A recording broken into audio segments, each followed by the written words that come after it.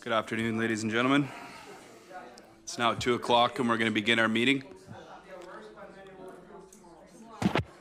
We're going to begin our meeting. If I could ask you to please quiet down. Councillors, get back to their seats.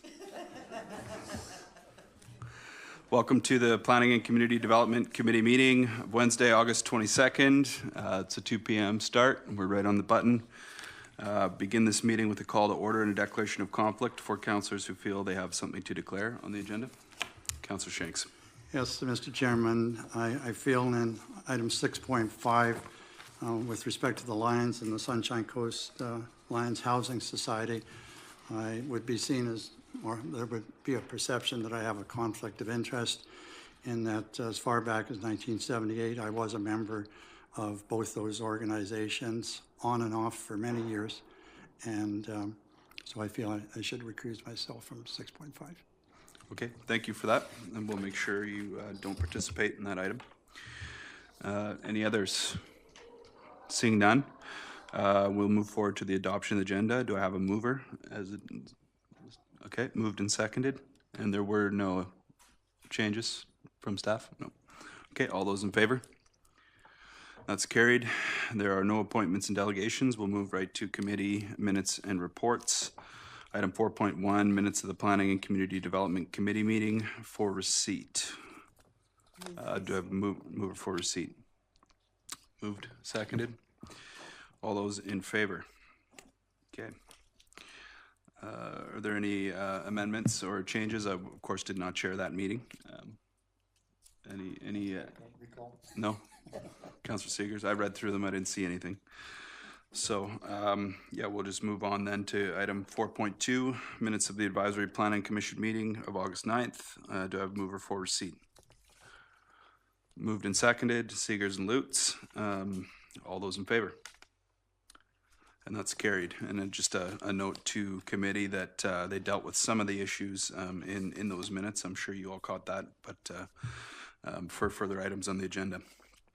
So we have no items of new business, but we do have business items.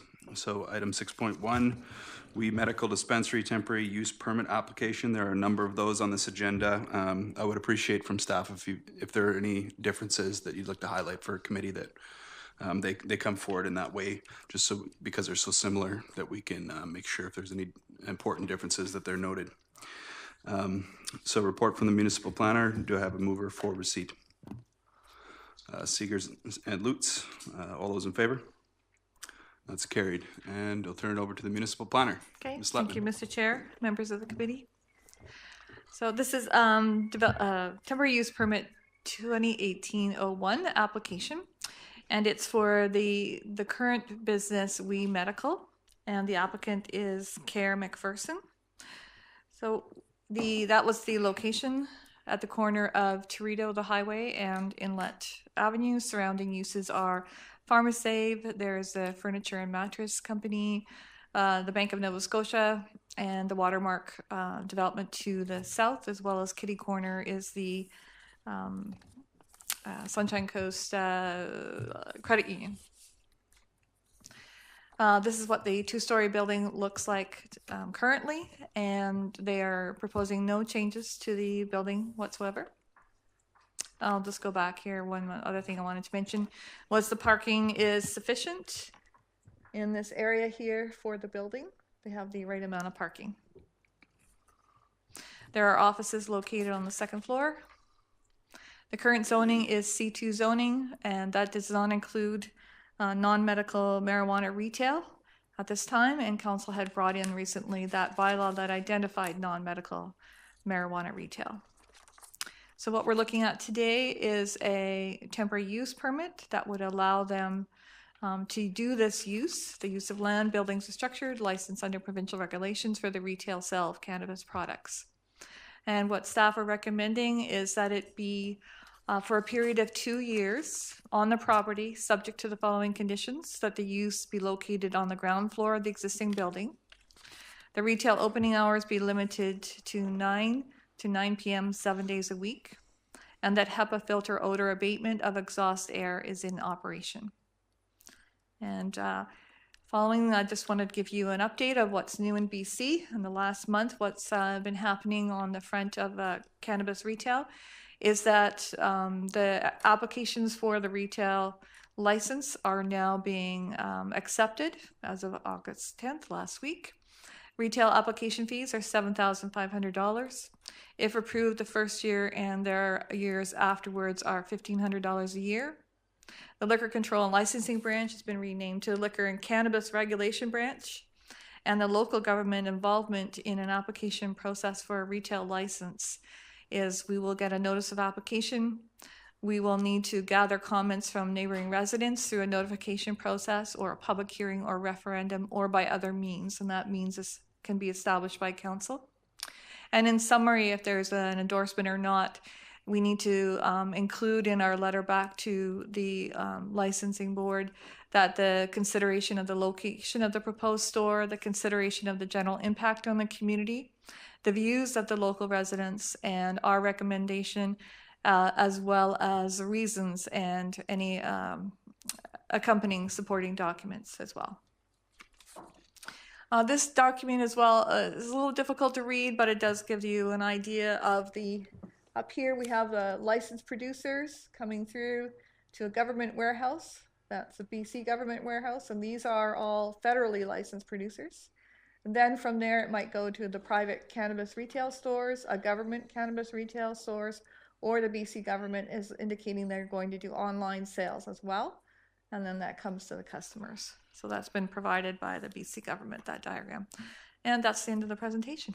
Are there any questions? Okay, look to committee to see if they have any questions about the report. That was quite straightforward. Not seeing any questions from committee. Okay. Councillor Seegers, when you are ready.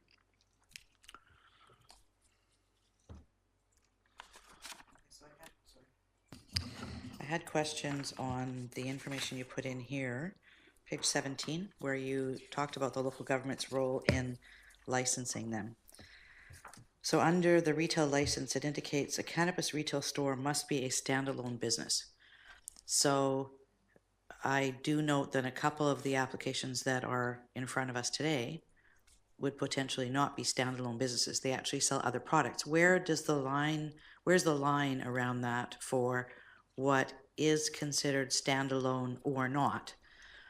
And I'll mention it when we come to a couple of those. Yeah, I don't have the exact information. This is that the BC government has put out, and what they mean by standalone, I'm not entirely positively sure yet what that means.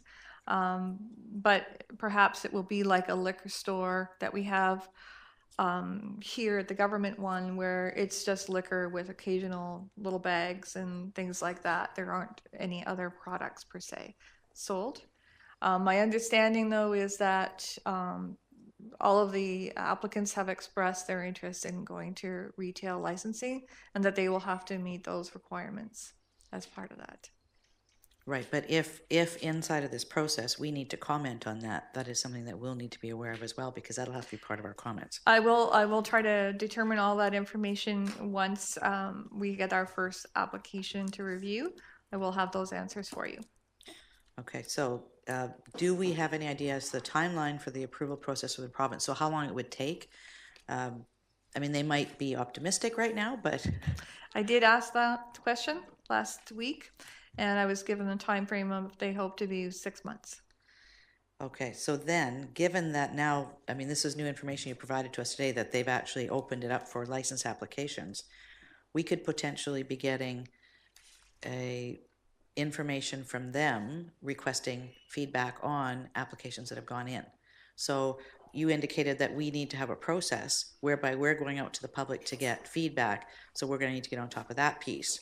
Yes. So that, I mean, if we were to get an application 2 weeks from now, are we ready for that? Right, that's another piece.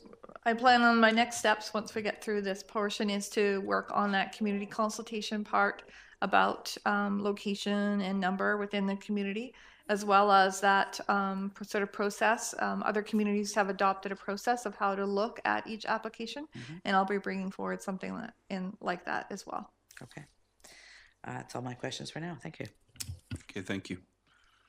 Further questions from committee? Yeah, just further to the point raised by Councillor Seegers about the fact that we now have a legitimate way to apply for a retail license. Is there anywhere in the timeline where potentially these retailers now don't need the temporary use permit? They could, so the temporary use permit that is proposed allows council to withdraw the application, sorry, not the application, the actual permit at any time through a council motion. So if there becomes a time where they fail or that they do get one and we no longer need, or we bring in our own zoning around that, then we don't need the temporary use, we may make a recommendation that it be withdrawn. Does that make sense? So the idea is that we're giving them 2 years in order to get that, because although they say 6 months, so they're going to be inundated with applications, I'm sure. And so we're just looking at timeline, what's reasonable. If it doesn't work out for them, then they have, at the municipal level, they have some time to wind down their business. At the provincial and federal enforcement part of it, we don't have any control of, and we don't know how that's going to be implemented as yet. Yeah, thank you for that. The reason why I'm asking is just we have a number of applicants, and I'm sure they're wondering, like I was, if they can save the money for the temporary use, but it sounds like it's not realistic, and that this is, of course, the correct way to go. Okay, any further questions from committee on this? One more. No? Thank you. Okay, One more. Councillor Seegers. So I'm thinking through this whole process. If we have somebody applying for licensing provincially, we're going to need to have feedback from our community, which means we also need to address the rezoning or the zoning around that, so that, for example, currently they're illegal, right? So our zoning process is going to, our zoning bylaw is going to need to change to reflect the feedback from the community, so that we have some guidance around that as well. Yes, I Because believe even we'll if- be doing them yeah. in tandem. If there does become one applicant or 2 or 3, we can certainly take our time. There is no time limit on, that I've seen in the documentation, on the time to respond. Right. So we can just let them know that we're in the process of doing additional community consultation and bring it forward in that manner. Thank you. No, it's good. I'm glad to hear that we've got the 2 years, because knowing how the pace of things, that's probably what we'll need. Councillor Lutz. That's what I was going to suggest, that the temporary use permit will be legit during that application That's correct. time period. At the municipal level, we will not do any anything to say otherwise to the 4 businesses that have Thank applied. you. Right, so if there's nothing else from committee on this particular one, I would look to committee for, to move recommendation 2. Moved and seconded. Lutz and Shanks. Before we vote on this, I just wanted to note that there are a number of very similar files in here. And of course, I look at them more or less equally in terms of a principled nature, but if there are things that make any one of these different, I definitely look to staff to raise that, having worked on those. Yeah, I'll go very quickly. The next ones are mostly just the location, and then the 4th one is different. So, Megan, if you could pull up the next presentation, thank you. We're going to vote on this in the. Oh, sorry. Yeah. So all those in favor for the issuance of the temporary use permit with the following conditions, and that's carried. Moving on to item 6.2, temporary use permit for, application for weed seashell. Moved and seconded, Lutz and Shanks. All those in favor? And that's carried. Ms. Letman. Okay. So this is the location of the weed store, and it's Robin Keller is the applicant. So this business has, I believe, been in Seashelt since about 2015. This is the outside of the store, so you can get some idea. The parking lot. The zoning is C2. Again, the bylaw is talking about non-medical, And again, there's exactly same conditions of the permit, including being in the ground floor of the existing building. So thank you. Okay, and so that concludes the report, much Yes. like the previous one that we dealt with. Is there any discussion of this by committee? I'll move recommendation 2. So it's moved, recommendation that we issue the temporary use permit with conditions. Do I have a seconder for that? Counselor Seegers, seconding. Any discussion of this? Nope. All right, all those in favor? And that's carried.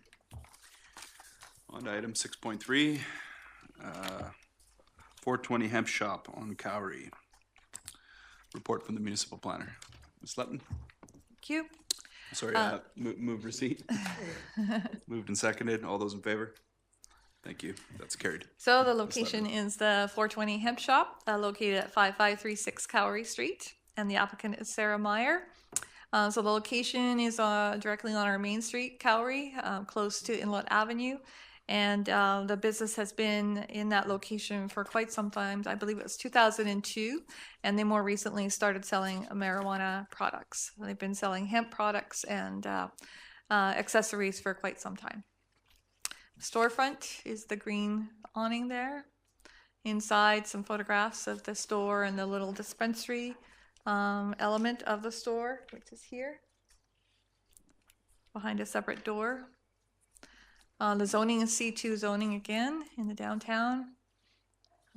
Again, the non-medical marijuana retail and the exact same recommendations as the other previous temporary use permits, number 1 and 2. Same conditions, just different address, different location. Okay, thank you very much for that report. I'm assuming there may be some comment. Councillor Seegers. Thank On you. the report. Yes, on page 57, we have project description from the owner-operator. And this is one where we will need to be clear about standalone, because they obviously sell other products here. Okay, thank you. So I guess in that one, I assume staff doesn't need a motion for that, but we would need it coming back to council, I guess.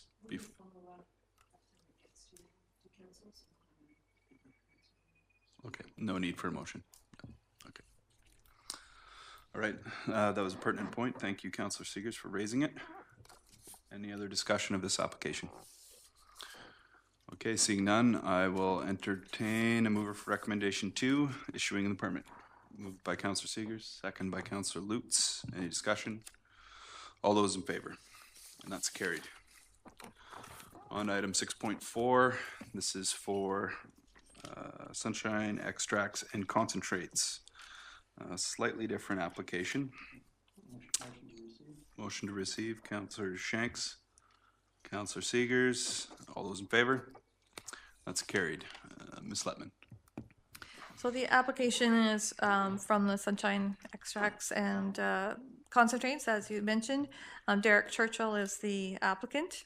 They're looking for an application, well, staff are recommending for 2 years, and that be for the uses of production and retail of non-medical marijuana.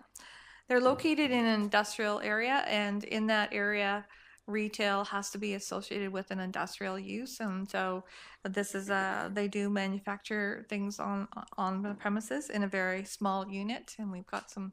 This is the exterior of the part of the building that they're using, unit number 3 in this building, and most people would know it as Deluxe Landscaping Building. So this is just a small corner of that building, roughly 90 square meters, and this is the inside. And they have a small back area located behind this wall where they produce extracts only. So they're only interested in selling extracts at this time. They do have plans to look at expanding into and doing a more larger production facility, but it would be elsewhere and not located within this existing building. The I-6 zoning is located throughout the park here, and you can see the other industrial uses close by, as well as the Ani Edgewater townhome development there. So the zoning bylaw identifies, and because we've already seen the retail part of it, non-medical marijuana production as the use of land, buildings, or structures licensed under federal regulations for the growing, drying, processing into derivative products, packaging, storage, or distribution of non-medical marijuana, but does not include non-medical marijuana retail uses. In the I-6 zone, we did include in our zoning amendment that we completed last month, we did permit non-medical marijuana production on a lot in the I-6 zone, provided there was a number of conditions. And you have in the report analysis of that, how those requirements were met. So approximately 50% of the requirements were met, but some were not. That's hence the need for a temporary use permit for the production part of it. Those are, so there you can see there's quite a lengthy list of conditions there. The ones that they did not meet were no neighboring property zoned R4 because of the Edgewater development. We also had the perimeter needed to be landscaped with 1.5 meters in height of landscaping. And while there is continuous landscaping around the perimeter, it is not all 1.5 meters in height.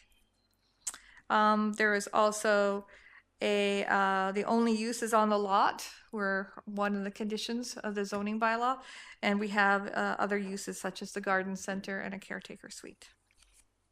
And I believe that's it. Thank you. Thank you. Any questions from committee at this point? Maybe I'll get going because I had a few. This one deals with a different type of product than the others. This one deals with extracts and concentrates and also deals with production of those concentrates. So, I mean, I know the law has been changing. It's quite fluid, but it wasn't that long ago that I believe this was illegal. That's correct. Staff were unaware when they applied for the business license. They said it was botanical extracts. It was not, and it was health and beauty products. Did not include medical marijuana or recreational marijuana. Staff were approached by Mr. Churchill, who notified us that he was doing that as one of his products. I wonder if you've seen their website, there's a multitude of products that they produce, and this is just a small part of that. It's my understanding. And it's staff's understanding that this is more or less from the intent of what we're trying to do is there's the same as the others. In this case, I'm thinking that this is a very smaller operation, that it may need to move somewhere else, depending on how that works. But at this point, council's direction was to offer a sort of talk to each of the people who were selling as a kind of mechanism that would give them the opportunity to have a temporary use permit while they're applying to the province. And Mr. Churchill has strongly indicated he is applying to the province. Now this is, I should point out that temporary use permits are associated with the land. And this is in no way approval of his application. And if he decides to move it somewhere, he cannot carry the temporary use permit with him. This is only for that particular site for 100 square meters maximum. So it is limited to a very small scale at this point for a period of 2 years. Right, and I think for myself, looking at this application, the challenging part is that there's production and retail going on in one place. But I understand the point that it's up to the province, and the temporary use just allows us to continue for a period of time, and it all hinges on the province. So I'm okay with that. Any other comments or questions from committee on this one? Councillor Seegers. Yes, we're looking at, again, an industrial zone. And while we're hearing what the federal government and the provincial government are doing, we don't necessarily have clarity around that yet. This may or may not turn out to be a legal product when we get down to the end. At this point, we don't know. So it's because of that uncertainty that we're looking at giving him the 2-year window so that it'll either turn out to be legal or not. But we still need to deal with the industrial piece and the fact, inside of our zoning that it doesn't fit, right? The developed park piece, the neighboring properties that are zoned residential. There is one other business in that industrial park that is medical marijuana, and they were put in actually before and grandfathered basically inside of our zoning. So even though they exist, this one is not actually compliant. Is that correct? And if I may Department for comment, I comment, yeah. don't believe the Medma building next door has been operational yet. They have not received their license. Okay. So the building permit is not completed at this time, so it still remains open. Okay. Thanks for that. And I had one more question. The East Porpoise Bay Community Association, whenever we've had a rezoning coming through, has always raised a list of items that they don't want included as uses, and some of them are, council would be familiar with, crematorium, fish processing, and quite often medical marijuana. So in the future, if we're redoing the zoning on a blanket scale, is that something a community association could raise? Yes, definitely. When we go to do the next, we'll definitely going out to the community and the community associations who would be the most affected by the zoning, and we can look at that about the production as well, in that sense. Thank you. Councillor Seegers? Thank you. As part of the temporary use process, we will be going out for referrals as well, will we not? Or publishing it and requesting that the community come in with feedback. So we may be hearing from the community associations during this process as well. So there'll be a notification going in the paper this Friday of all 4 of the notices that the council will be considering them on September 5th. As well, we're waiting to hear from the East Porpoise Bay Association, and we hope to have that before council at that time. We can report on it. And the applicant is holding a public information meeting on the premises on Monday, September 3rd. I believe it's at 5 or 6 p.m. for the public. Okay. And he advertised that last week. All right, thanks for that. Is there anything else from committee on this one? Nope, seeing none, do I have a mover for recommendation 2? Moved by Councillor Seegers, seconded by Councillor Lutz. All those in favor? That's carried. Thank you. Okay, moving on to item 6.5, and that is for Councillor Shanks, the moment to recuse. Sure, sounds good.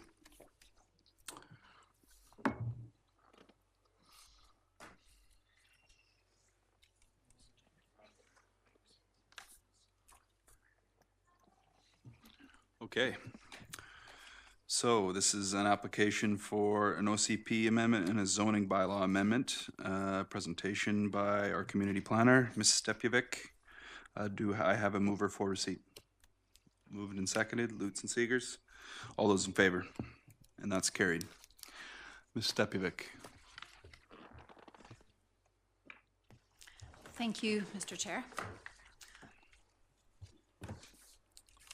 Okay. So, yeah, this is a application.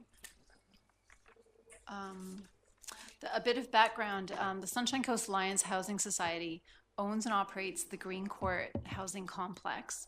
It's an affordable, at this time, independent living, rental housing for seniors and persons with disabilities. There's a picture of the site along the bottom of the slide. The location is in downtown Sechelt, in the village.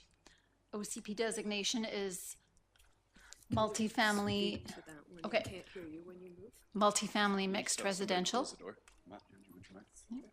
And the current zoning is separated. It's R4 on the western side and CD, Comprehensive Development Zone 26 on the east, sorry.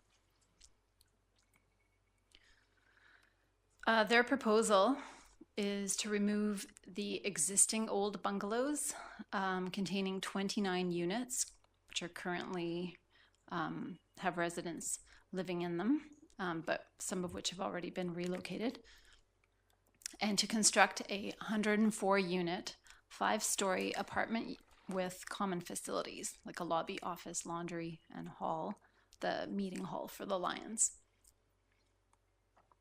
This would achieve a net gain of 75 units once the 29 have been removed of affordable housing. This is a site plan showing the change. So the buildings in red or in orange would be taken down.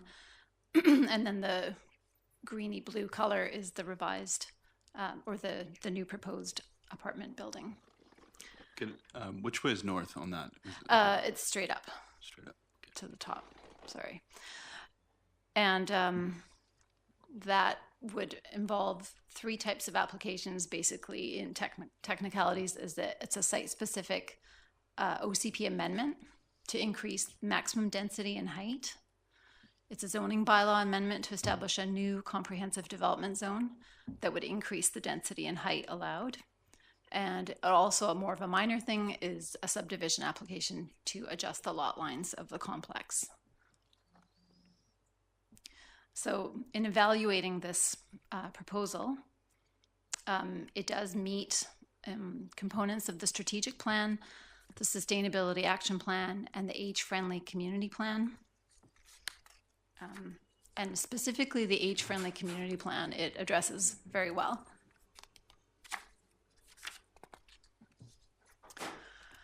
Part 6 of the official community plan has 7 criteria which we use to evaluate OCP amendments.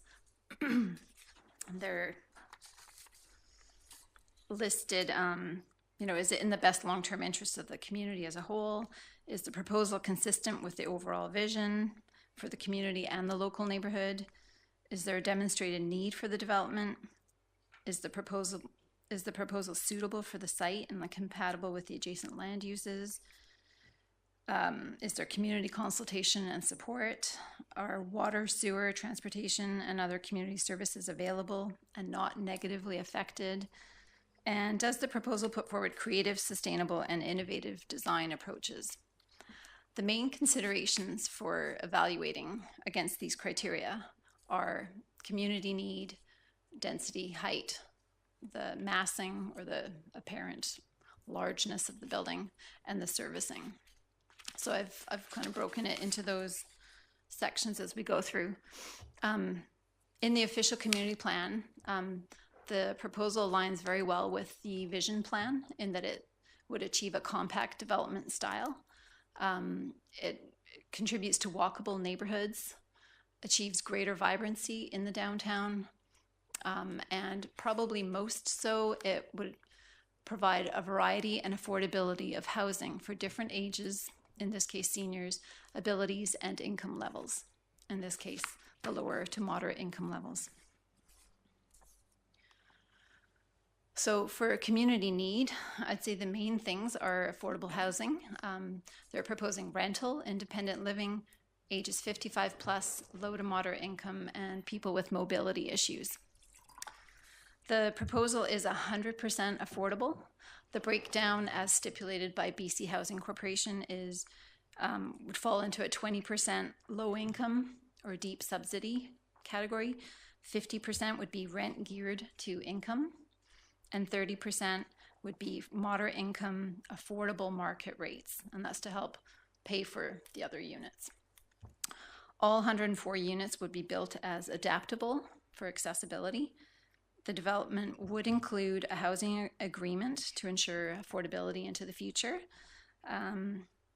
So for community need, the proposal would provide much needed affordable rental housing for these ages and abilities and income levels.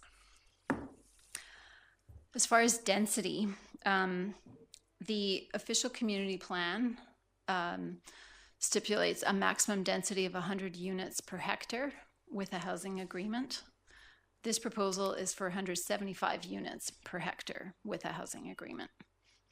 The official community plan also provides a framework for density bonus in exchange for public benefit or community amenities. So there's a list of things that we use to evaluate that. In this case, and the public benefit one of the main ones that the OCP lists is affordable housing. In this case, it's 100% affordable housing. So it's not like a typical market residential multifamily development. The proposal is by a local nonprofit society, and it would meet a significant and urgent need in our community. So those are some things to consider for the density. I'm just going to take you through more of the map and numbers that explain the current density. So on Lot A, on the left side or in the yellow area, the current density that the R4 zone allows would give them 52 units. I've listed the two existing buildings in blue have currently 22 units and 24 units. So they're at 46, but the zoning would allow for 52. The lots on the other side, which are currently zoned Comprehensive Development 26, those lots, Lot 1 and strata lots 1 and 2, combined are allowed 102 units. The current building in blue has 65 units, and then the other two current buildings are 29. So this would give them a maximum, well, they're allowed a maximum of 102 units, but the new building would only be allowed 37 under that existing zoning. So if they took down the 29, they would achieve a net gain of 8 affordable units. And so this is why they're proposing to change the density and combine the lots into one complex to try and achieve a greater density. So overall right now, so I'll just put up the numbers, sorry. The overall complex allows a maximum of 154 units under the current two types of zoning. And that's a density of 125 units per hectare, just as a measure to compare. So their proposal, I've kind of tried to show it where the overall zone would be a new comprehensive development zone, and the overall complex would then have 215 units all combined together. The density for comparison was 175 units per hectare, and this would give them an additional 61 units. So that's what they'd like to, of density allowance. Okay, so that's for the zoning on the lot. That's what it would allow them.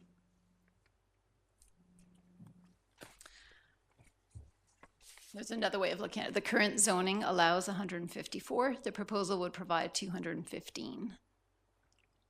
The current zoning, they'd only be allowed for the entire complex. When you combine everything, they'd be allowed an additional 14 units. And under their proposed change, they would be allowed an additional 61 units. I hope that's not confusing in that they actually want to build 75, but we'll talk about that later. That's just the zoning allowance for density. So with height, I'll also just mention on the density, their need to provide the additional units. They have a wait list right now of 200 individuals that want this type of specific housing. Yeah. In terms of height, the CD26 allows a 13-meter maximum height. That's 4 stories. Previously, they had the development approved, and they had development permits.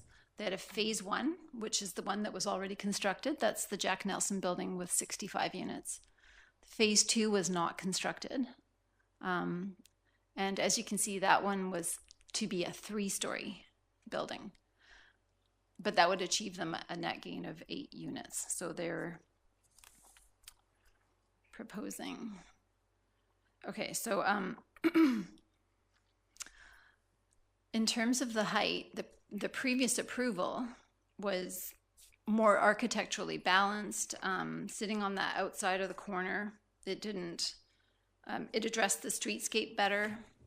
and the balconies were inset, so that reduced the apparent mass of the entire building. Their proposal is to go 17.5 meters in height. That's to 5 stories. And so you can see it's quite a different look than the previously approved one.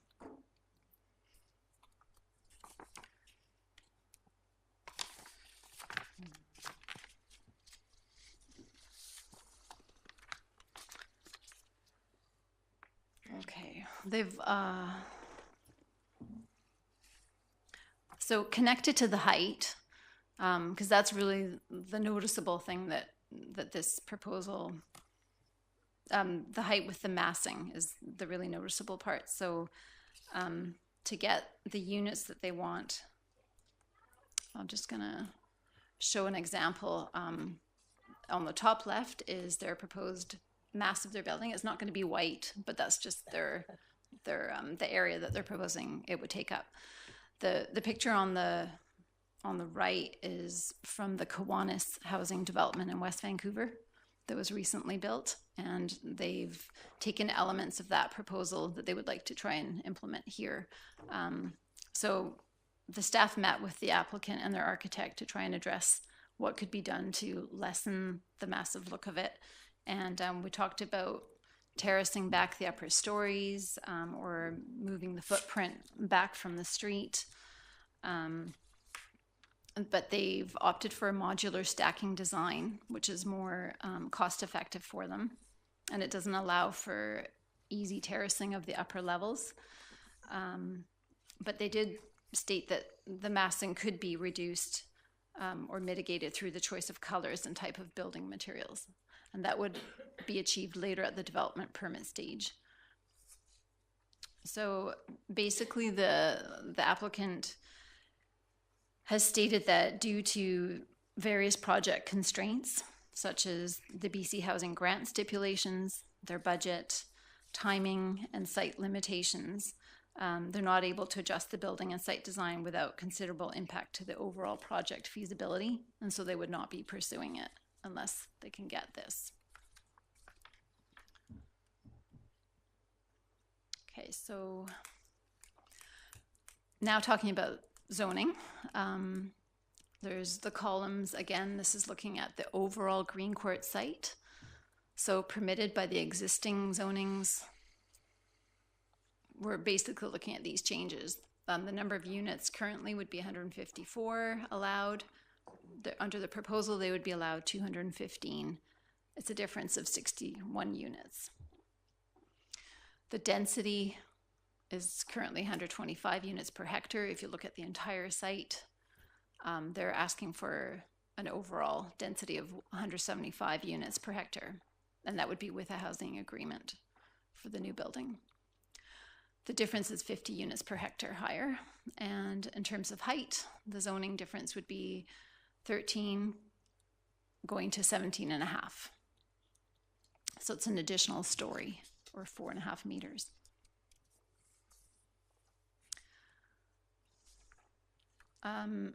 So for parking, you can't see you can probably see it better in your agenda package, but the existing number of parking spaces on the site currently is 54.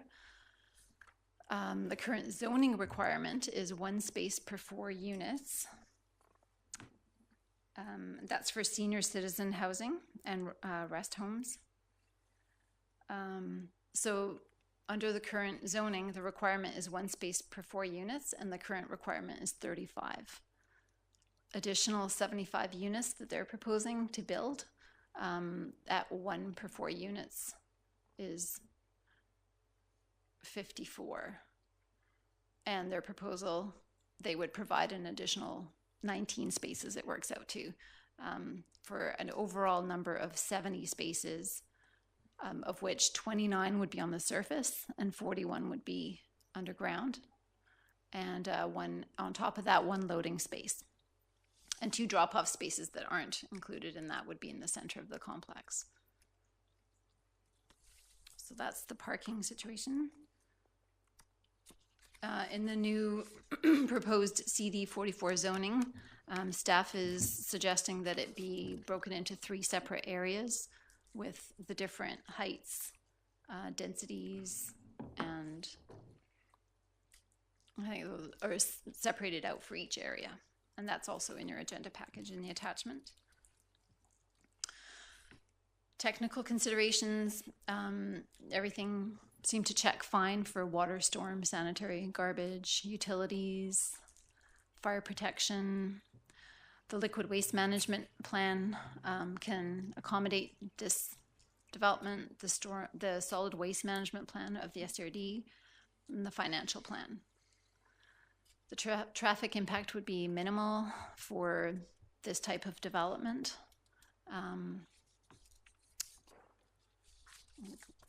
We figured it was somewhere around 19 trips per day at peak time on top of what's there now. And it falls well within, we don't need to trigger a traffic impact study for that. Bylaw 430 has improvements to the frontage, so those are standard. And the rezoning requirement from our engineering department would be to improve the sidewalk on the opposite side of Ocean Avenue. This was a request from previous residents that have lived there for the past years, to install streetlights and to do some improvements to this Ocean Cowrie intersection with a crosswalk. So in summary, although the application in staff's opinion does not sensitively integrate with the immediate area, you know, sensitive integration is a subjective thing, but it is suitably located. It's a compact development, and most importantly, it achieves much needed affordable rental housing for seniors. So staff does support the request for an OCP amendment and rezoning for this application. And the recommendations are also listed in the agenda.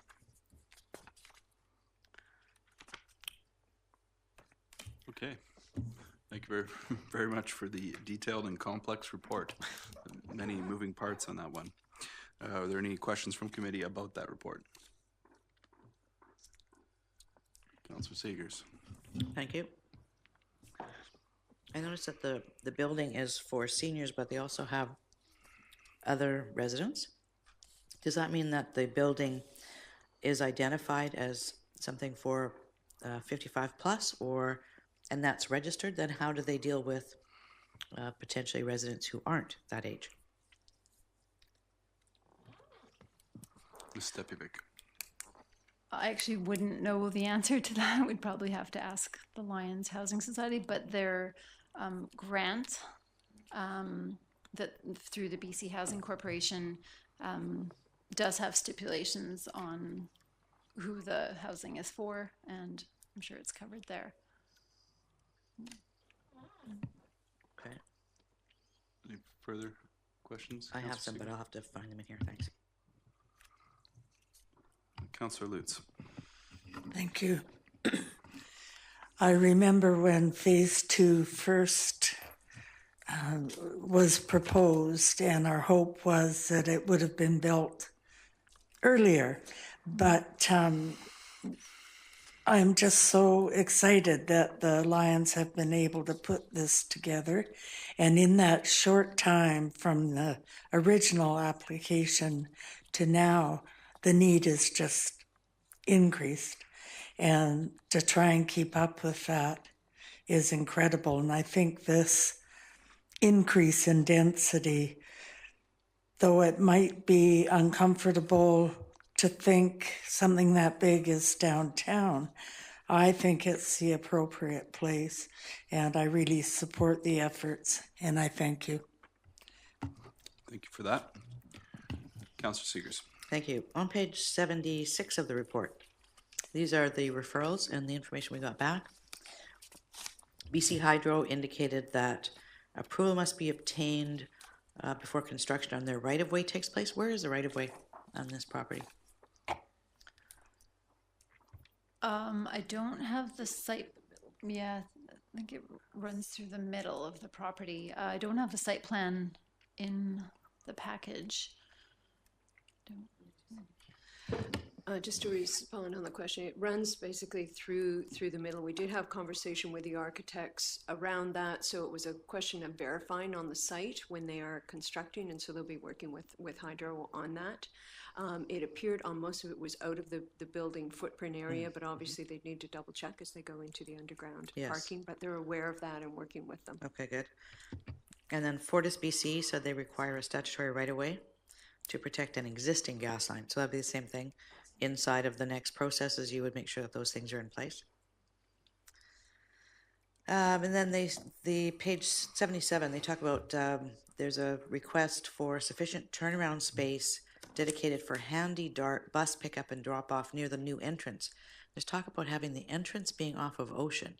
So I know that there's a bus shelter or bus stop there right now. Is that sufficient for the location? Or do we need to have more of a turnaround or whatever located there?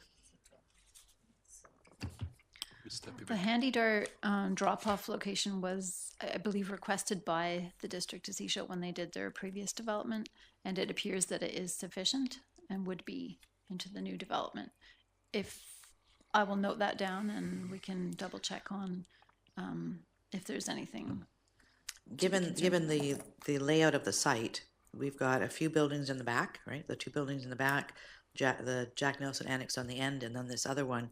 It almost seems like some people would be coming in the back there, off of Medusa, right? So I'm just wondering if there's sufficient, if that's the case, particularly if we've got mobility, clients with mobility issues, if they're coming in there, do we have sufficient space for them to turn around and be able to get out and, access?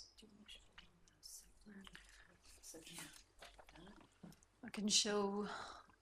Just to respond, there were two entrance areas that would come in with the new building. One is right off Medusa, midpoint in that structure, and the other is in the existing driveway at the back of the structure. There is access point in there. That's what accesses into the visitor parking and into the underground parking. It also accesses into the rest of the site. So there's opportunity in there if there's a desire to, if that becomes an easier entrance for them rather than the pre-existing, there's a bus bay in the front off Ocean, that there's an ability to do that. You can see on the site there's opportunity to bring that in. We'd look at that in more carefully at the development permit area around that issue, as well as just general access, how they're getting into the building, pedestrianization through there, but we have had preliminary discussion around that. Okay, because if you look at that road coming through, if you've got a Handy Dart and somebody else trying to get through, we need to make sure that we've got sufficient width, for example, so that people can get by and we're not actually blocking traffic coming through, because they're using Handy Dart. It's not just open the door and they get out, right? You're actually stopping and dealing with, it takes more time. So we just want to make sure that that's dealt with inside of that. Okay.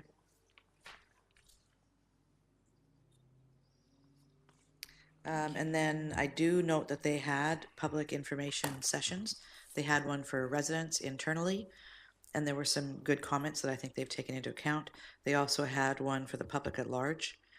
And I'm wondering, given the massing, and I understand why they're doing this. They're looking at the modular build. It makes it quicker. They'll move things forward much faster. It's cheaper, fits inside their timeline. But have we got feedback from the residents on Medusa where this will be overshadowing? Has that been any of the input we've had? Have we heard from them already, or are we looking to have them hear from them during the process? We are planning to host a public hearing if it gets first reading and if council approves that. We would also have a second or more official statutory public information meeting, not statutory, but before the public hearing, we talked to the applicant about hosting another public meeting right before September 18th or 17th or 18th. 18th was what we were proposing. Yeah, thank you for that. The with all the OCPs, of course, we've got statutory public hearing, which I think the community should be well aware. They need to get their comments out for that, if they have any. Okay, just a comment then. I agree with Councillor Lutz. I think this is a very good proposal, much needed in the community. We need to make sure that we've got the community on board with this, and I'd like to see it move forward as quickly as possible if we can, you know, look at mitigating all of the various concerns and the issues. Thank you. Yes, thank you, and I'll provide a few comments. I don't have many questions. It's fairly clear despite the complex planning mechanisms at work here. I want to thank staff for working with this applicant to get this to us. It's very important that community-driven things like this do make it through the town hall process in the best way that they can. We've heard so much about affordable housing and as well seniors issues, and I think I'm not alone on committee when I say that a proposal like this was more or less exactly what I was looking for when this came forward, both in location, and I understand that the challenges of putting density onto a site like this, but it really ticks a lot of the boxes for me. And I just wanted to, I believe we have some representatives from the Lions Society here, do we? So there's so many people in our community that are interested in the affordable housing issues, and I do believe the Lions is still the largest provider of affordable housing on the Sunshine Coast. They're always in need of volunteers. This is a place to go if you want to have an impact on that particular issue. It does a lot more than social media or other types of activities. So just a kudos to the Sunshine Coast Lions Housing Society for their work. Councillor Seegers. Thank you. Page 106, I just wanted to follow up on this piece. Page 106, under permitted uses, areas 1, 2, and 3, I noticed that C says childcare facility. Can you comment on that? So we had some discussion around that. There are a number of developments like this, particularly the one we looked at in West Van, that was the same sort of idea, same architect, is allowing a provision through the zoning so that if they ever wanted to put one in, that they wouldn't require rezoning for it. There's certainly some evidence in some of the other projects that is a really good complementary use. It works well for both the residents and for parents wanting space. So it wasn't that they were proposing it at this time. It just wouldn't, by doing the zone this way, it wouldn't preclude that opportunity in the future. I like it. Thanks. Okay, anything further from committee on this? Nope, seeing none. So prepared to move recommendations 2 and 3. Councillor Lutz, seconded by Councillor Seegers. Any discussion? All those in favor? And that's carried. And we have some additional recommendations. I'll move recommendations 4 and 5. Okay, and that covers the balance of them. Seconder, Councillor Lutz. Any discussion? No. All those in favor? And that's carried. So we can bring Councillor Shanks back in. I think he might be upstairs hiding in the office. Matt knows his way around here. He'll go get him. Okay, moving on to item 6.6, development variance permit for Rona on Worth Avenue. We have receipt of the report from Ms. Stepovic, community planner, moved and seconded. All those in favor? That's carried, and we'll just wait for Councillor Shanks to get back here so we can discuss that all together.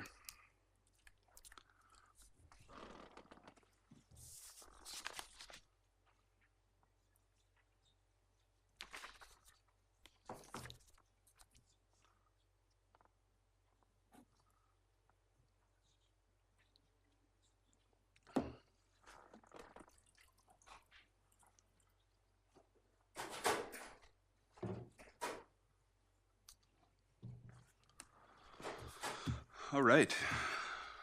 Our community planner for item 6.6. If I could just get you to use your mic. Sorry. Thanks. This application from Coast Builders Rona Seashelt appears to be coming through a second time. It's for the same construction project that they previously applied to the district for, and which they were approved for a variance at the rear. Here, I'm just going to show I basically have a very simple presentation. So it's the same location, but we're talking about just Lot B. So it's the northern of their 3 lots on Wharf Avenue. So they would have applied for this variance request initially, but due to some new information that arose through their planning process, they had to make some changes.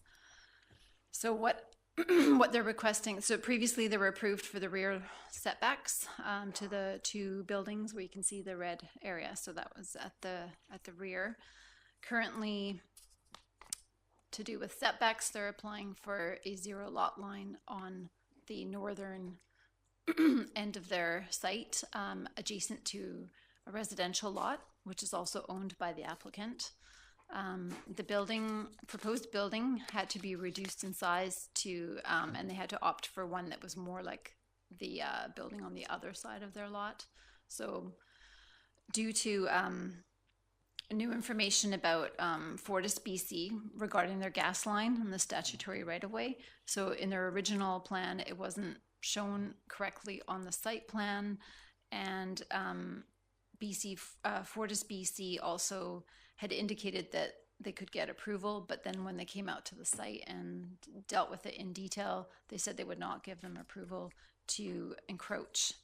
So they had to move it right off the site. So this is the reason for their coming back right now for that request. And it's either if they get the variance or they won't be able to do that building, and they'll keep the racking existing aged racking that they have there on the site right now. Staff does support it. Our recommendation is that this committee recommends approval as presented in the attached permit. And I guess to point out also, they would be, we sent out the public notifications, and there would be a change there's just a technicality in the landscaping requirements. They requested a reduction in the landscaping bond because we wouldn't need the landscaping adjacent to the residential lot, because now it would not be a drive-through open at the back. It would be a cladded building, and so there wouldn't be site issues to the residential lot on the north. And they own it as well. It's the same owner. I hope that makes sense. The owner owns the residential lot at the To back. the north, yep. That is adjacent to this request. No, I'm sure the public notification will come back positive on that one. Okay, if that concludes your report, I'll look to committee for any questions about this or comments. Councillor Seegers. Thank you. Bottom of page 113. I'm just seeing some inconsistency throughout this with regards to building 1 and building 2 in the report and in the attached variance. So if I look at page 112, the building that is smaller and that would require the change would be building 1. And then on the bottom of page 113, it's talking about revised building 2 has been reduced in size, where I think it's building 1 that it should be. So maybe I'll bring up the picture. Yep. Okay, so that's building 1 that is now reduced in size. Yeah, it should be building 1. Okay, building 1. Yeah. And that's the one that actually needs the change. So if we actually go to the variance on page 117, 3A is referring to building 2, where I believe it should say building 1 as well. Okay, that was my error, I think, because I was thinking from left to right. So I will go and make that change. Okay. Sorry. So I just, we need to make sure we've got the right building referenced along with the pictures. That's the only information I have. Thank you. Thank you for that. Any further comments or questions? Seeing none from this side, I'll just jump in with mine. So with the current zoning on that parcel of land, what's the maximum height that could be built up to? It's 10.5 meters. 10.5 meters. And so I'm just asking, I'm aware that the same applicants own that next piece of land, but in future, they may not own that, and we're recommending that there be a zero setback on a residential lot. Could potentially be built to 10.5 meters. I assume that was taken into account? Yes. Okay. Yeah, to me, that's a concern because, you know, we have two competing uses, more or less. They're not competing today, but they may be in the future. It's still a residential neighborhood. And I have more of a general question about that to staff. Some of these have been coming to us with a recommendation to reduce the side or the setback lines. And of course, some of those things have nothing to do with planning. They have more to do with building. So issues with, you know, the building code, distance between structures, you know, so for instance, if we were to reduce that to zero, then how would they put drainage in behind that building? You know, these types of things that need to be thought of. And I'm just concerned because a number of them have come at zero, and I'm just wondering if that's something that maybe we need to bring our building department in a little bit more on. The building department is aware of the request. They haven't suggested any comments at this point. We'll obviously refer to the building department on any issue to do with the building code. Yeah. Okay, so just to follow up on that, if I may, in working, the distance for setback is usually the distance to foundation, and then there is additional allowances for the overhangs and any types of stuff that may be going around the outside, such as drainage. So in this particular situation,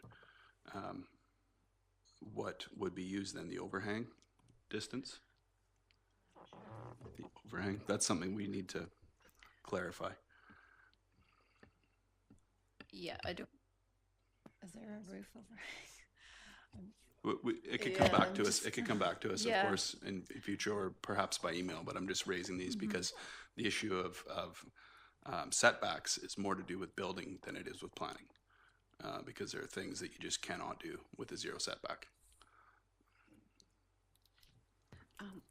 If I may, the Chair, Director. one of the things that does happen too with zero setbacks or zero lot line, because that can happen with residential as well, is depending on what goes next door. So all site drainage has to be dealt with on that site. So that's part of their application, that they would need to address that. Often if we were doing zero lot lining, you tend to obligate the next property. There's usually a shared maintenance agreement or some kind of encroachment agreement or something on that, because it usually goes to foundation and you do have an overhang. So there's usually a requirement on there. So it can obligate an adjacent property. It can impact them. So that's something that we take into consideration on that. We probably wouldn't have supported this to the same degree had they not owned the adjacent property for that reason. Sometimes we would do it where it might be just slightly less, where we get a 0.4 or 0.6 to address that overhang and have that maintenance easement that you can actually get in beside the building. So it could be something to consider for the decision making or at council, that in this case we feel that yes, it could be reasonable because it's their property, but that is something that we always look at it's not without some impact on that. Okay, and I just to follow up to that, I assume that anything like that, should the adjacent lot be then sold to another owner, that would all be part of the information package that goes with it. And okay. And All if, right. if I may just add, we are working with the owners to do a covenant, which we could add something to on that issue between the adjacent lot and the building. Okay, thank you. Any further questions from committee on this? Seeing none, do I have a mover for recommendation 2? I'll move recommendation 2 with the correction to building 1 in the attachment. Okay, noted with the correction. Seconded by Councillor Shanks. Any further discussion? Seeing none, all those in favor? That's carried. Thank you for that. Moving on to item 6.7, which is Subway restaurant sign variance permit application. Report from Director Corbett. Have a mover for receipt. Moved and seconded. All those in favor? And that's carried. Director Corbett. Thank you, Mr. Chair, members of committee. So this is an application for a variance to the sign permit. It's for the Subway restaurant that is now relocating from its current location into the Trail Bay Mall. The applicants are seeking a variance on two signs. One is on the wall sign, so that's essentially the fascia sign on the building, and on the directory sign. With regard to the directory sign, we aren't actually changing it to it, we're bringing it into conformity through this variance. The sign bylaw itself makes provision for varying standards through development variance permit. We had quite discussion on this at APC around some issues with the sign bylaw. It is something that I am working on of updating. One of the challenges with it that we had a lot of discussion about is a lot of the sign provisions for the downtown area are really predicated and really suitable for along the Cowrie Street area. So pedestrian orientation, smaller scale stores, that sort of thing. But when applied to the mall, doesn't always fit particularly well. So their location, they're going essentially right beside Pet Value.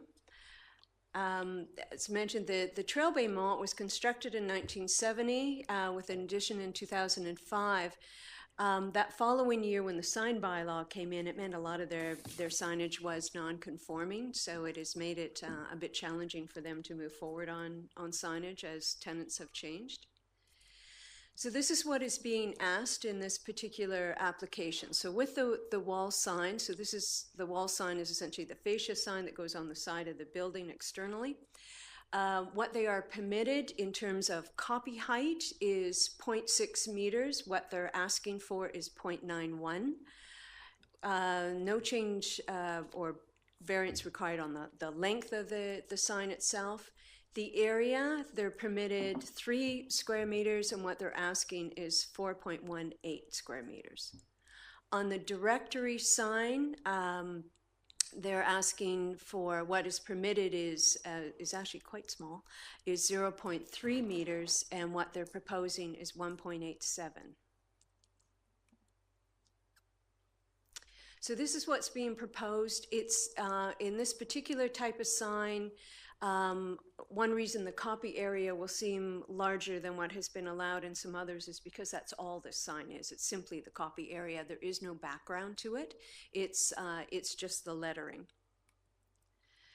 So there's been a number of, in the adjacent signage, a number of variances to that, particularly the pharmacy, which has changed a number of times. The height of the IDA lettering is 0.71, but it's on quite a big background, so it reads a little differently. With Pet Value, the copy area, their lettering is only 0.4, but it's on a 1 meter background. This is the IDA. This is the Pet Value, which is their neighbor. This is the context.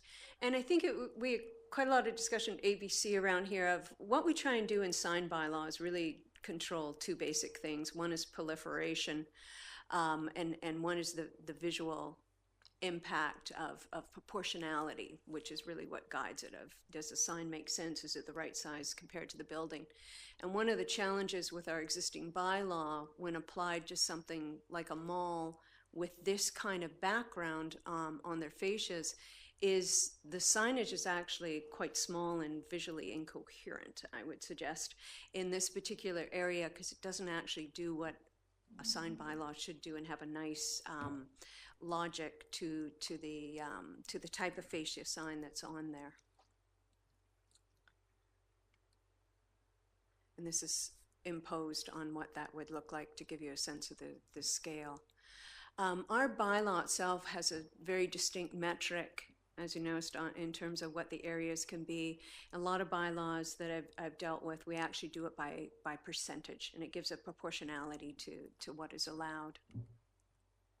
This is the directory sign. So this is the existing. So it is there. It does exist. They're moving location. And why they're wanting to change it is simply because they're updating their logo. And so that's the net difference. It's not really changing the size. We're bringing it into conformity. So this is the net effect of what they are asking to do. And so in our recommendations that you have in front of you, it's to approve the variance request, to allow for three things: to increase the sign area from 3 to 4.18, to increase the copy area from 0.6 to 0.91, and to increase the directory sign area to 1.87 to bring the existing sign into conformance. And that concludes my presentation. Thank you. Thank you very much for that. Do we have any questions or comments from committee on this? Councillor Seegers. Thank you. Do we have anything where it goes off at a certain time of night? Is that something that's been considered? So perhaps when, or it gets dimmed, or, because I know what we're going to hear from people along the highway, on the other side of the highway, is that we don't want these bright lights shining into our houses at night. I know we've had some of the building or the businesses have indicated that 10 o'clock or 11 o'clock or whatever, they actually either dim them or turn out their lights. I don't see anything like that addressed in here. We could certainly make it a condition if that Okay, is a thank you. request. Absolutely. Okay, that would require a motion, Yes. I believe. So that would be to recommend to council that wording that would make sense there. Recommend. Okay. Recommend to council that lights be dimmed at. Following closing hours of the mall or something to that effect. That makes sense. Perhaps we could look at what we put in place for some of the others so that we've got absolutely. some uniformity there too. You don't want one going off at 6 and one going off at 8 and whatever, right? So let's look at, I think it's the drugstore that we put it in for. Okay. Yeah. Well, it's tough because that one requires a little bit of detail in the motion, and then I need to know that committee actually is recommending that. So maybe we need some more detail on that. Would it be sufficient, because it is going to come to council, would it be sufficient to say that staff be directed to put in a provision to the permit to request the lights be dimmed in alignment with the requirements that were made for the IDA pharmacy? Would that be sufficient to get it? Yep. Yep, that sounds good. If I have a mover for that motion. Moved and seconded. Lutz and Seegers. Any discussion of that? Okay, I actually don't recall exactly what was done for the IDA, but we've seen these a number of times. So, and of course, it's worthy for a vote. All those in favor? That's carried. Okay. Further discussion on this? I'll move recommendation number 2. Okay, moved. Is it seconded? Okay. I have not gotten any comments here on this, but I just wanted to note that there actually is a council resolution, I believe, asking for staff to look at our sign bylaw again, and that was done because a number of times this bylaw has pitted us against our largest retailers in a difficult way, and there are varying circumstances that need to be looked at, because almost any time that you have one of our larger lots, a business on one of our larger lots changing or changing their signs, we've needed an application. It's extremely costly of staff time. We'd like to cut that back just to make it more efficient around here. It takes up a lot of council time as well. But of course, happy to do it if the community wants us to do it. Okay. And I just wanted to note, of course, to committee that this was turned back by our APC. And I don't know anything of the discussion there except for what was in the minutes. So,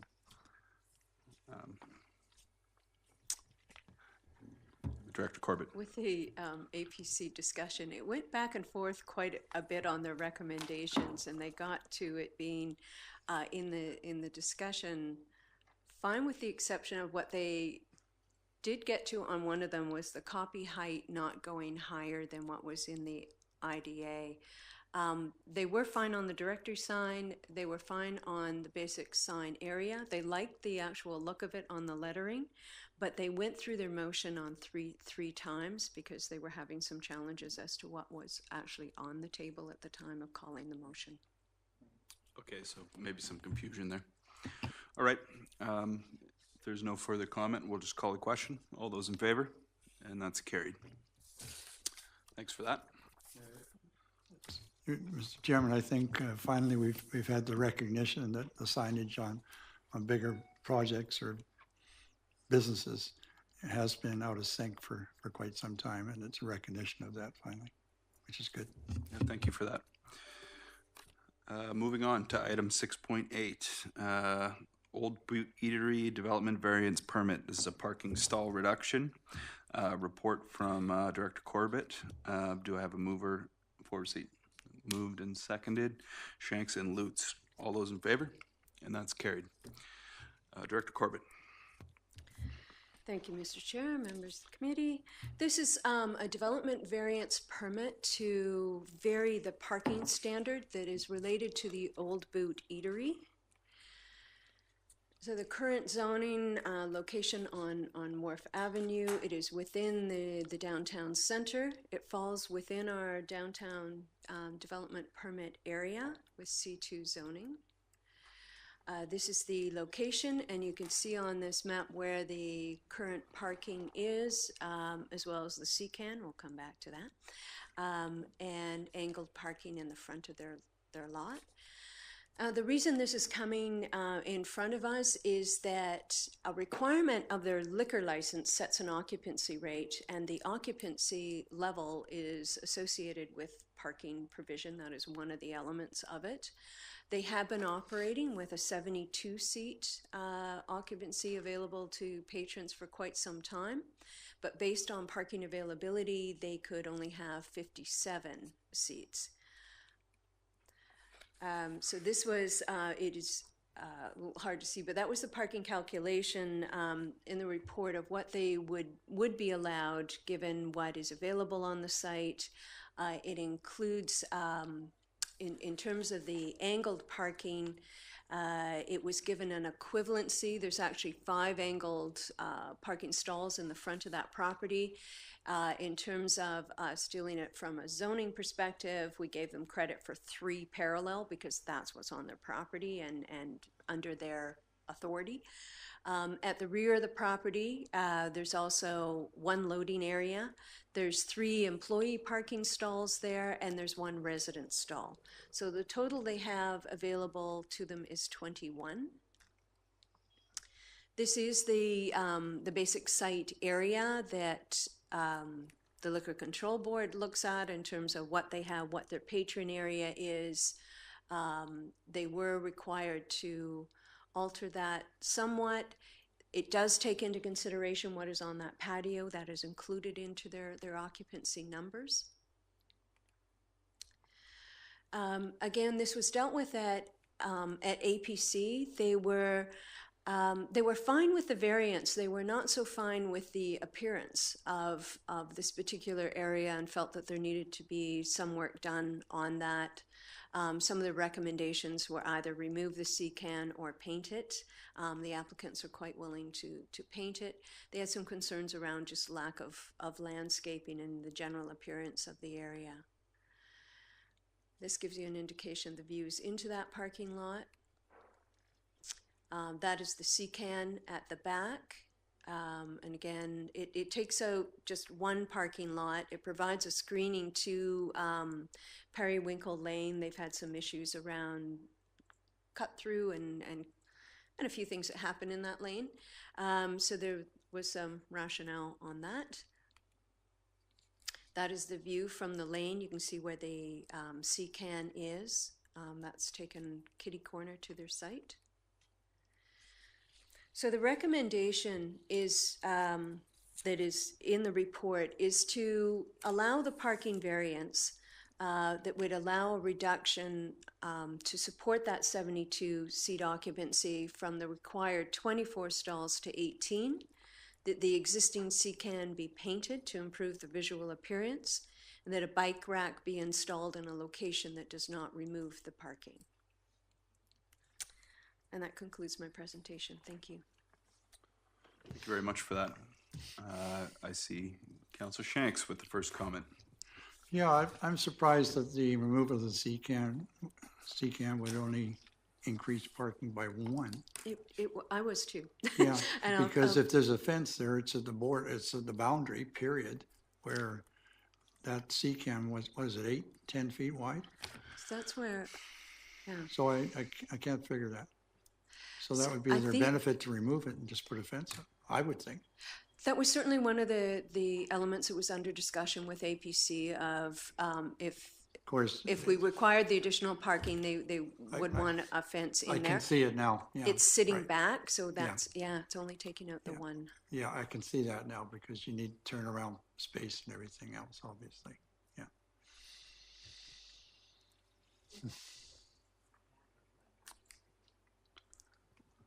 I personally like to see a fence there instead of a C-can. Of that. A couple of comments on the C-can. Pardon? Was that it from you? Yeah, Councillor Shanks? yeah. But they Councillor probably need Seegers? it for storage of some kind, obviously. Councillor Seegers, did you have a comment to make? Wait, on this picture then, is that white piece, is that the C-can? No. No, Where's- I the didn't quite- C-can. The gray piece, is Oh, right sorry, there. you don't, It's okay, sitting right yes, yeah. there. This yes, is where their employee parking, yes, so that sorry, I doesn't work was with the looking at it microphone. wrong, okay, Does that make sense? yes, thank you. Okay, I have some other questions too, but, Yeah. Go ahead. Councillor Seegers, you have the floor. okay. So I know that Wharf is potentially being redesigned. That's in process, I believe, as we speak, either this year or next year, we're looking at redesigning Wharf and what that looks like. So if we were to put a variance in for this property now, how would that be impacted by or changed if a new design for actually Wharf Avenue is implemented? Because it will impact the parking on here. Through the chair, yes, could potentially impact the amount of angled parking that's existing out there. If there was a desire to upgrade that, fix because it's the pedestrian access that really gets compromised through there, it could potentially alter the amount of angled parking, which will affect a number of businesses there. So if we pass a variance at this point to change this and bring it into compliance, if we then change Wharf, does this kind of get grandfathered in then? Is that how it works? If we removed,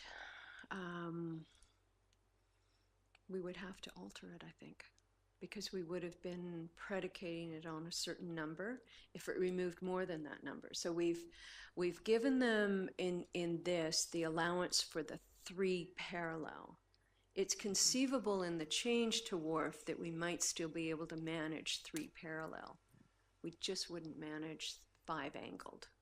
But we didn't change that on our metric. So it may be, even with that change, it may be able to coexist on that, but it may push them, it's something we'd have to deal with comprehensive, because it's going to affect a lot of businesses along there as to whether they are now out of conformance, depending on what we have allocated to the particular business. Right. Okay, and then with regards to the C-can that's been referenced already, what do they use that for? I believe just storage.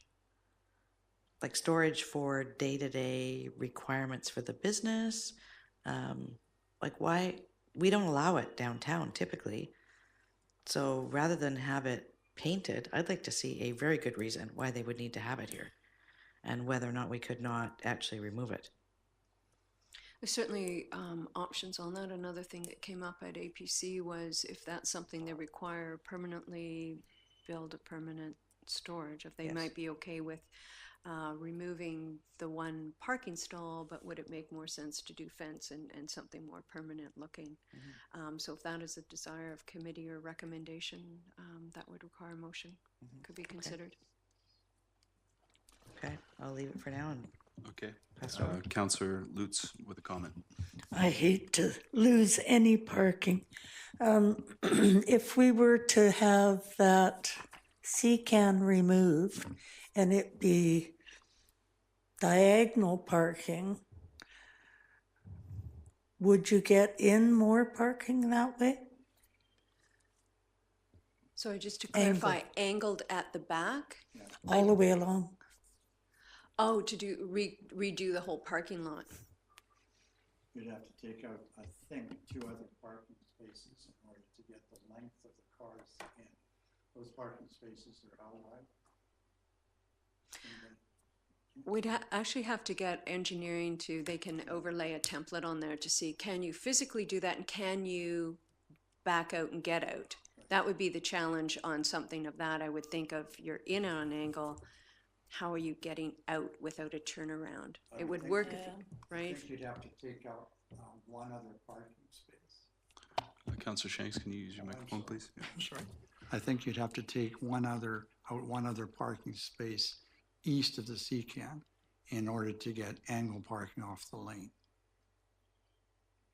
And then you might be able to get 4, potentially 5 off the lane, which would give you a net gain of 3. That's difficult to do Yeah, this I kind of know, work at a I know. committee meeting. Yeah, But just but that's a perhaps something to suggestion. note. So, It's difficult.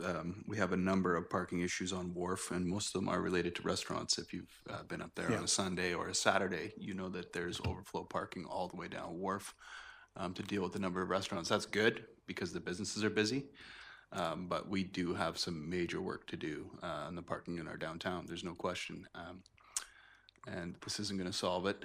The issue is some way related, but it's more related to other aspects of our governance. yeah. And just to remind committee there, the last time that we dealt with a parking stall reduction, it was for the seniors community center, which they're now currently building. We have yet to see if there's any issues that arise from that. But of course, we'll be on the watch. Councillor Seegers.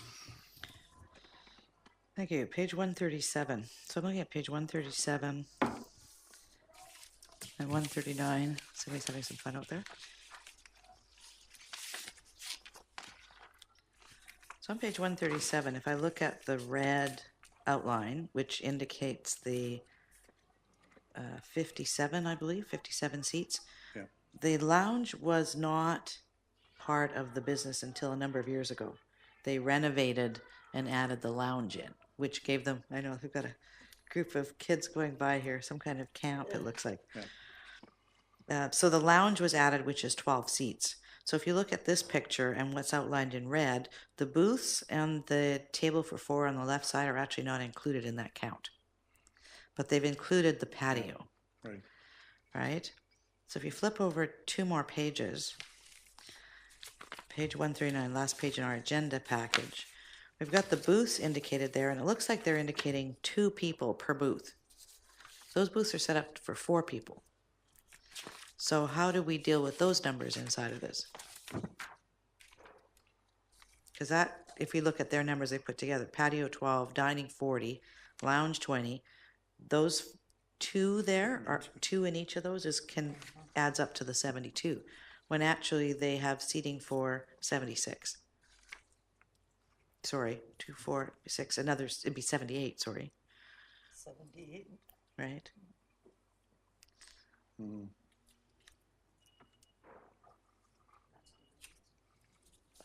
No, along the wall, down further, down, right along the wall, there. Those are booths. They can seat 4. Yes. So that actually gives us more seating. That right there is an item of clarity that we might want to see corrected, Yeah. just on our work. Because we don't want to have those kinds of inaccuracies in our work, of course. So perhaps before this goes to council, we'll have to see that properly listed. Okay.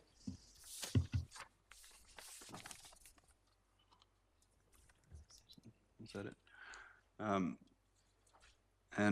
for myself, I would actually like some clarity on, I know that in residential neighborhoods, the C-cans are restricted. You can't have them at all.